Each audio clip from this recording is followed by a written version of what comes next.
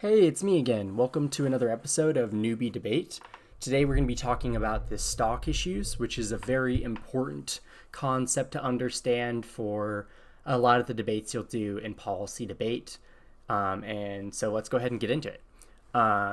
Before we get too deep into things, I always like to go back to the fundamentals and the question of how something came to be, because with everything in debate, there was at one point a time in which debate was different and that was not a thing. Like, you'll hear people talk about the stock issues, because I was not personally around when there were no stock issues, but there was a time in which they weren't. And at that point, there was a person or a group of people, not entirely sure, not very familiar, that were like, hey, we should debate these specific things and we should group them together and we should call them the stock issues. And so it's important to understand how that came to be, especially with some of these things that are like absolutes in debate, so that we know the why, because these things do have logical justifications and sometimes those are lost because they become very widely accepted. And that's not necessarily a bad thing, but it's still important, I think, that we know how things came to be. And so debate is fundamentally a question of whether or not the AF's interpretation of the resolution, which, like we talked about, is their plan. So the United States federal government should insert whatever type of Arctic development you're doing or they're doing, is true or false. So resolutions in policy debate always include the term should. The United States federal government should, and then insert the action, which means that it's a question of whether or not we should do that plan. And affirmatives prove that we should do the plan by proving a few stock issues, which are important key issues to the debate. These are the stock issues. There's 5 here. We'll talk about this one, but these are the 4 main ones. These are like commonly referred to as like the legs of a table. But unlike a table, you probably could have a table that stands with just 3 legs, even though it's missing one of them, but it's like very wobbly. In debate, you need all 4 of these, bare minimum.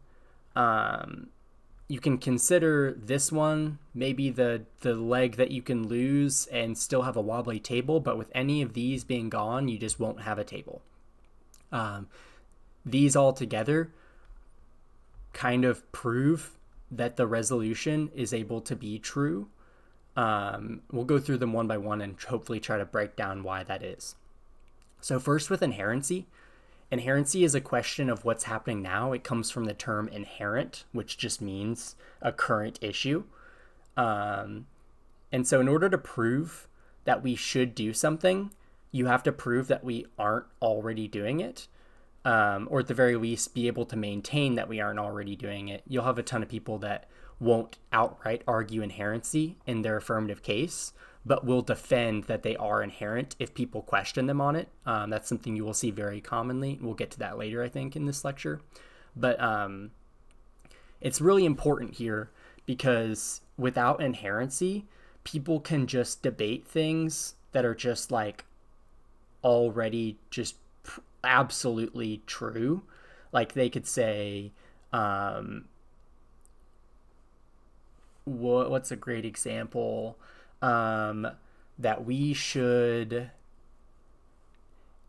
end a war. Like say, like pick a war, say we should end it, but it's a war that's already happened. So let's say we should end World War II. So if you tried to say as your affirmative case, that obviously it's untopical, but if your affirmative case was that we should end World War II, then we've already ended World War II. There's a ton of people that were dying every single day as a result of the war. And that was bad. People dying is generally a very bad thing. And so if you prove that if you're arguing that we should end a war that we've already ended, then you can now like be like, hey, we've already ended this war and nothing bad happened, which means that if you end the war now through our affirmative case, that nothing bad will happen either. And then the negative has no real way to debate that because it's something that's already happened. So in order for negative teams to be able to debate disadvantages to the affirmative has to not already be happening. And so inherency is the stock issue that protects negatives from that. It's a question of whether or not the affirmative has already happened or is in the process of happening. It's important to note that it has to be pretty specific to the affirmative, because you can't just like say, oh, we have developed the Arctic in some degree, and that means that no affirmative case is inherent and blah, blah, blah, I win. It's like you have to prove that the AF's case specifically is happening or has already happened, like their specific type of development, not just like any development in the Arctic. So yeah, oftentimes this is not something that's outright claimed by the affirmative, but negatives will sometimes debate this in the instances where it comes up where the case is not inherent. But ideally, most of the time, people are going to be picking AF cases that are inherent, that don't have these inherency issues. And so you're not going to be debating this. They're not going to bring it up. And assuming that the AF case is inherent, which it probably is, you're also not going to bring it up either. So not a lot of debate happens here unless if that situation arises. But these next two are where a lot of the debate does happen. This one is harms. It's the question of what the problem is and to what degree the problem exists. So this one, alongside solvency, is where most of the debate will happen. It's a question of what problems exist currently that the affirmative is identifying and that they want to try to solve, or that they think their affirmative case will solve. It's like, for example, you might see some affirmative cases that say we are behind on science. We need to innovate our sciences in order to like solve diseases or blah, blah, blah, do X, Y, Z other thing. Those bad things that happen if we don't fix the fact that we are negative on like scientific research or negative on, say, trade routes. You might see people say the affirmative creates more trade routes, but before that, on the harms, they'll say that like lack of trade routes created by our icebreakers is going to result in X, Y, and Z bad things happening in terms of our ability to navigate the Arctic. And then the solvency, like we kind of alluded to just a second ago, is how you solve for that. It's like for scientific innovation, it's a step up of harms. So how does the affirmative case solve for a lack of science? So you could say, oh, by increasing our exploration of the Arctic, we unlock all these new knowledges and sciences that we didn't have before, and that allows us to solve for those problems that come from a lack of science. Or perhaps with trade, you can say building more icebreakers allows us to open more trade routes, which solves for all of the harms that come with not having those trade routes or the ability to navigate the Arctic. And so these two are kind of tandem. They go hand in hand. They're partner duo. You identify what the problem is and how you solve for it. And you have to win both of these. And these are very specific to the case. And a lot of debate will happen here. This is another one like inherency, this fourth stock issue that we'll talk about on this slide, that doesn't always get debated, but will get debated a whole lot more than inherency. Topicality is a question of whether or not you fall into the topic. So like before we talked about, like on this slide, that we're trying to prove the resolution is true and that we should do the plan. So in order for us to prove that we should do the plan, you have to prove that we're not doing it now, that there is a problem and that you solve for it. But you also have to prove that you're actually within the topic. Like you could prove that we're not doing something, that there's a harm, and that you solve for it. But if you're not solving for or if you're not within the topic, then like just because you proved all these does not mean that you're actually proving the resolution as it's stated with the Arctic resolution to be true. And so topicality is a debate that will happen. Whenever a team on the negative thinks that the affirmative team is untopical or does not fall within the topic. And that'll be probably its own separate lecture, and we'll talk about topicality pretty in depth. It's a very big thing to get into, but it is a stock issue, and it is not necessarily connected to all of these because it's a debate that happens outside of this debate, because it's like topicality is a question of whether or not you were even like you created a fair debate. Like if the affirmative is debating about something outside of the topic, then they've kind of cheated in a way.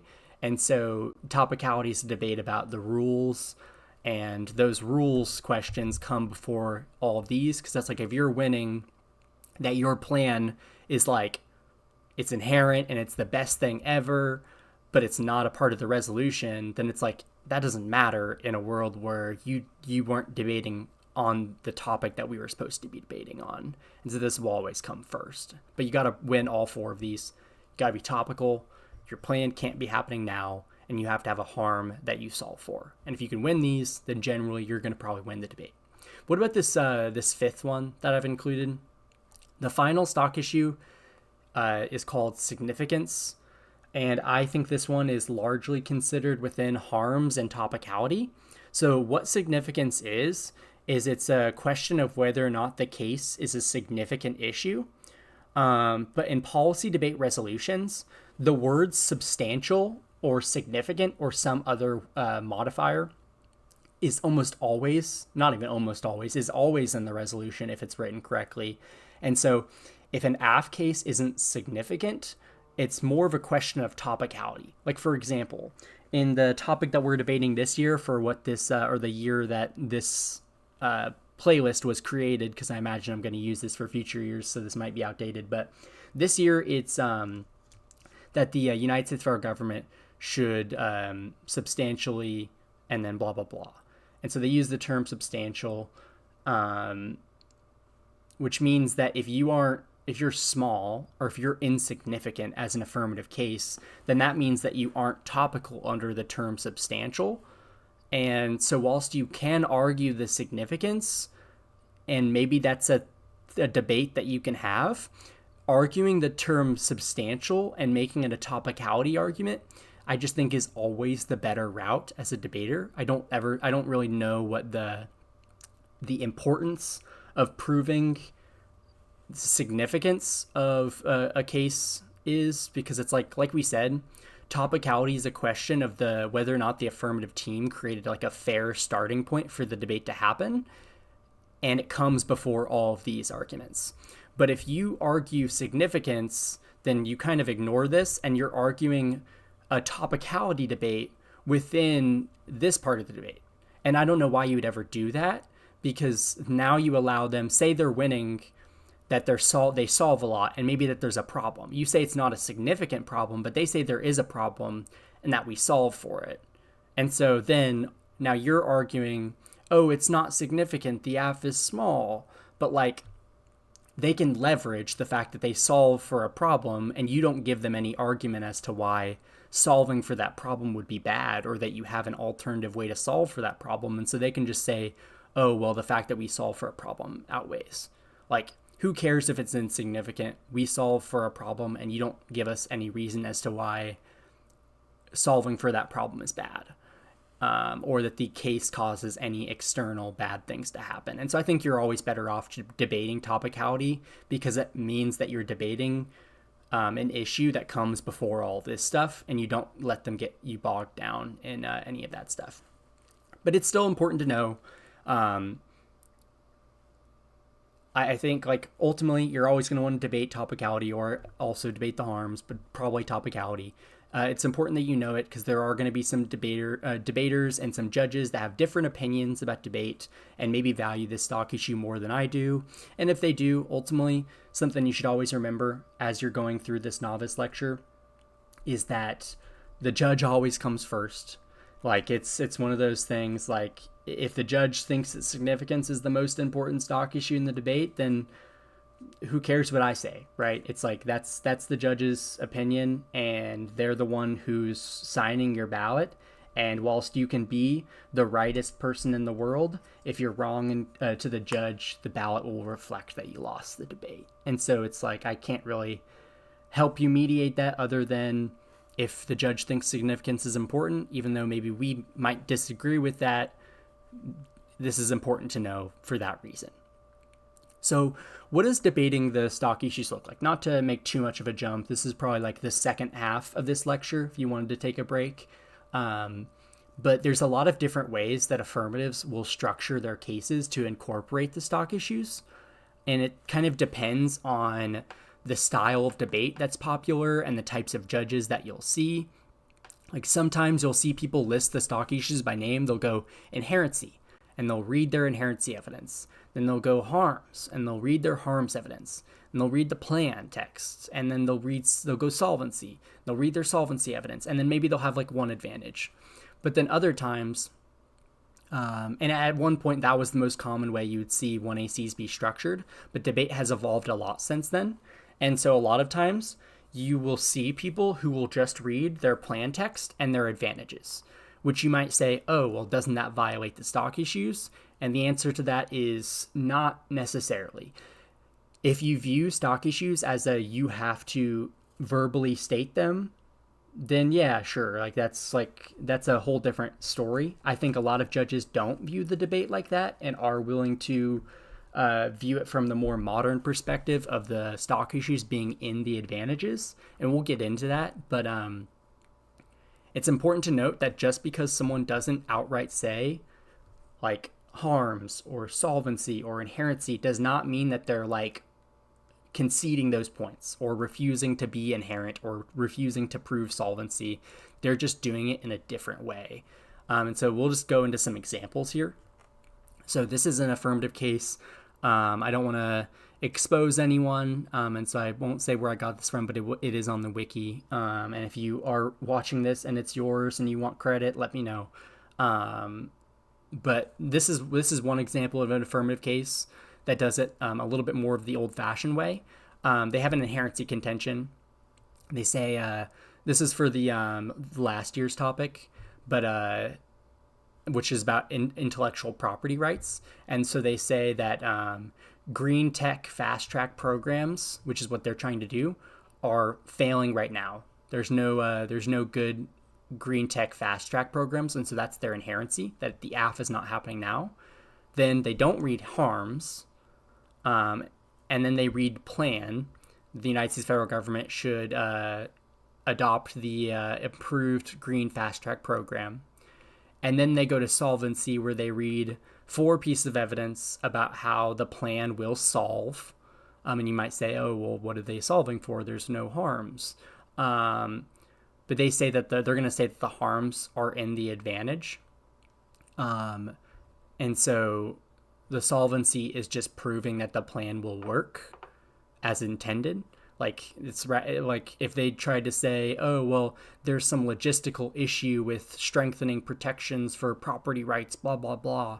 Well, this says plan empirically reduces carbon emissions, which is one of the harms that they're going to talk about in their advantage. It talks about how they will increase the availability of the technology, increase the eligibility for the program. It will lead to innovation. And so in this advantage, I don't think I have the rest of it. No, I don't. So in this advantage, but this is one of the major parts, is that global warming is bad and that emission is rising. And so this is one of the harms and the advantage. They, I believe, have another advantage talking about, what was I going to say? I believe they had another advantage, potentially, but point is the harms are in the advantage. Like the harm is global warming, and they delve a little bit more in depth on this advantage about global warming. And so that's what they're trying to solve for. So whilst they don't have a harms contention, their harms are labeled and well, not necessarily labeled. They don't say harms, but they exist within the advantage. And if you ever have any questions, you can always ask them, like, what are the harms? and they'll be like, oh, it's global warming, or it's like global heating is causing X, Y, and Z, and then all of the different reasons that they give later on in this advantage about why global warming is bad.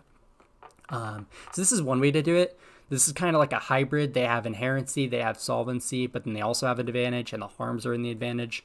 Another thing to note, they don't have topicality here. Whilst sometimes you'll see inherency, harm, solvency, and the advantage, you will almost never see topicality in the affirmative case. It's pretty widely accepted that that's not really a thing that affirmatives need to do. The burden is on the negative to argue why the affirmative case is untopical, and if they don't, then it's just assumed to be topical. Sorry, I got a cat on my desk. So next we'll go ahead and go over a more modern interpretation of how to structure affirmatives. So this one, I kind of just have all this here because there's a lot of pieces of evidence. This is designed to be read very, very fast. But this is one way you could see it. It's two advantages in a plan. They don't read inherency. They don't read solvent, or they don't label solvency. They don't label harms, and they don't say that they're topical. But they do identify through these advantages all of those things, except for, I guess, inherency, because this team would adopt the same mindset that we do with topicality, where it's, I'm inherent, I have evidence that says that I'm inherent, but it's in my file for the 2AC to read if you read evidence saying that we're not inherent. And some judges like that, some judges don't. So once again, remember, defer to whatever your judge thinks, but the team does not outright say in the 1AC that we're inherent, but that doesn't mean that they're conceding that they aren't inherent. They're just not going to waste time in the 1AC saying it because they don't think that's a debate that needs to happen. Unless if you prove otherwise that they are inherent or aren't inherent. But they do have harms and solvency. Specifically, this first advantage we'll focus on, just so we don't have to go too deep, is that current hostility towards the blockchain destroys U.S. digital leadership and cedes the tech race to China. So this is going to be about tech leadership and specifically racing with China over tech. I don't exactly remember what the plan was, but the plan was to solve for that. Specifically, they say like blockchain is key to the tech race. They say that trademarks are crucial to like the crypto scene and winning the tech race and blockchain. And so these two internal links are kind of like their solvency, where they say why trademark law, which is what they modify, is key to resolving this issue that they identify in order to win the tech race. So their harms are losing the tech race to China would be bad. And they have all these extinction arguments about why if we lost to China, that there would be probably like a war and that would go nuclear and that would cause extinction. And that's the harm. And then their impact on trademark law is what's going to stop us from losing the tech race against China and preventing us from having this war that causes extinction. So they have the harms and they have the solvency. It's a little bit out of order. They don't read significance. They don't read inherency. They don't read topicality. And they just win the advantage. And then it becomes a debate about, as long as if they can win harms and solvency on one of these, like maybe they lose one advantage and win the other. They just need to prove that the harms and the solvency of the advantage that they win outweighs any of the negative arguments that you prove. Like say you read a disadvantage with an impact of like that's way smaller than extinction. Like your disadvantage is just like obviously we're not debating this topic, but say like you're debating an advantage that only gets to, or a disadvantage that only gets to like poverty. Then they could argue that extinction comes before poverty because it's grander in scale, or we can't reverse extinction, yada yada yada. There's a lot of different debates that can happen about impacts in debate, which we'll get to later. But point is if they can win that their harms are larger and that they solve for those harms, they can prove that we should do the plan, because ultimately the benefits of doing the plan outweigh not doing the plan, because preventing extinction is more important than doing the plan and potentially causing more poverty. Or at least that's a debate that you can have. And so generally you won't see often debates that come down to, oh, you missed a stock issue, but it'll be you won the stock issue, you won solvency, or at the very least it's debatable as to whether or not you won solvency, and it's more a question of to what degree is your solvency better than the status quo. Like, would it be better to do the plan, or would it be better to do nothing, or would it be better to do a counter plan presented by the negative that you brought up if you're on the negative? And so these debates can get pretty in depth, but the stock issues are something to remember as a core starting point for understanding the different parts of the debate that the affirmative generally needs to win if they want to win the debate. And if you're just objectively losing one of those, like say you argue that they don't solve and they just don't respond to that argument, they drop it. In debate, we talked about it earlier, but if you drop an argument, it's considered a concession. And so you would be conceding that the affirmative case doesn't solve.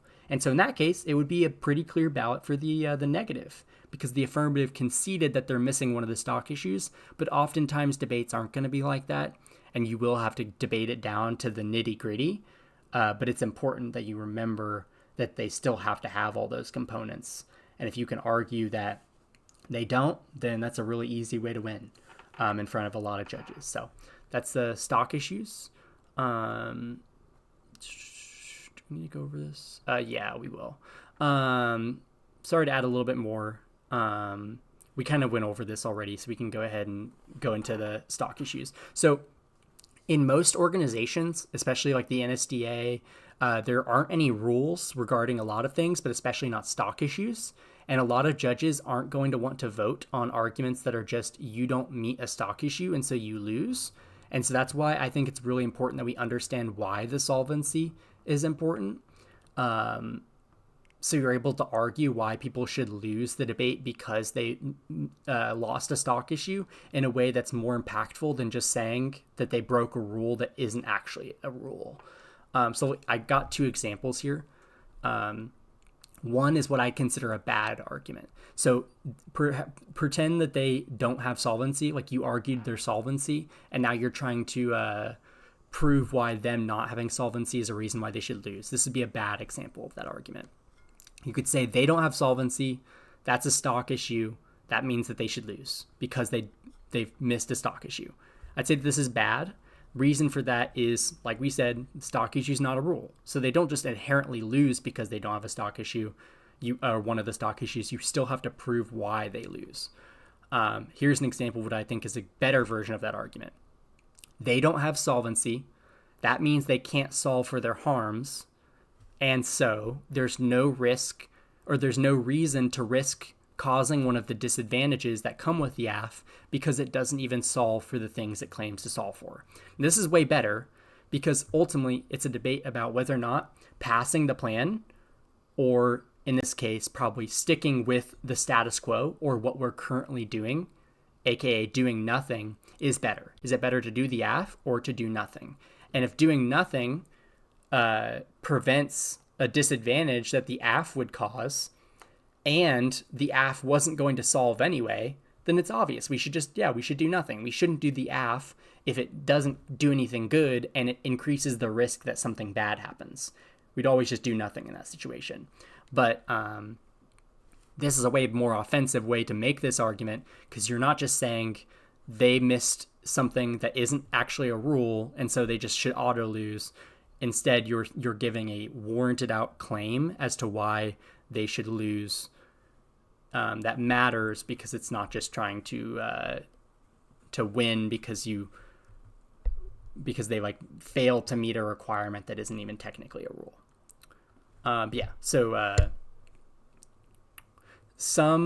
We won't go too into this, but some debaters will claim to not need to meet the stock issues. They'll specifically, like topicality, they'll say that they want to debate about their criticism or their KAF, which is not topical.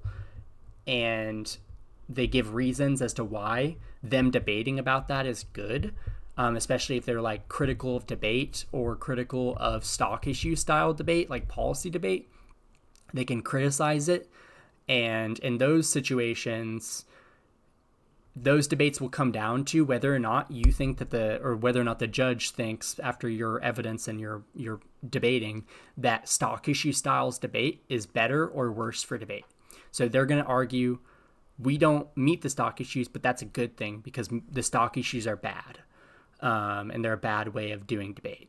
And you would be arguing generally topicality, or a more in-depth version of topicality that says you should follow the rules and you should debate the way that debate has typically happened because that's good. And it creates for good education and is better off overall for debate. Yeah. So just a final note, because I'm running a little bit long here.